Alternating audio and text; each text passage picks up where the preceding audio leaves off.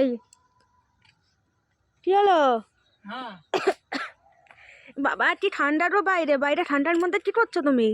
আর এই যে মিস্ত্রি এই যে ঢালাই করে গিয়েছে, হুম। কিন্তু ভালো ট্রাম ভালো টানা হয়নি।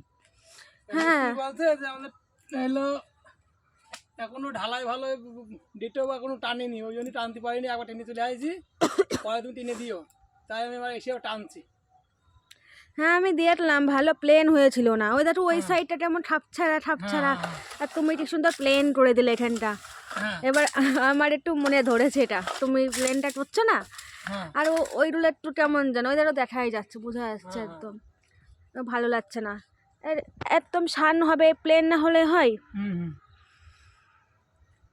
কত রাত হয়ে গেছে তো, রাত এখন এখনো 1-1.5 ঘন্টা লাগবে আমার এই বাবা ট্রাম ঠান্ডা। টানতে। আর বাইরে আজকে ঠান্ডা পড়েছে, চারিদিকটা অন্ধকার,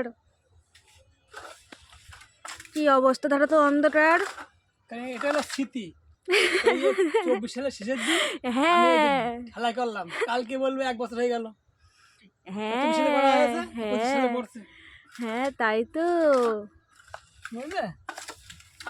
আজকে তো 24 সালের শেষ, তা হ্যাঁ। সবাইকে কি বলবে? হুম। কিছু বলার আছে তোমার?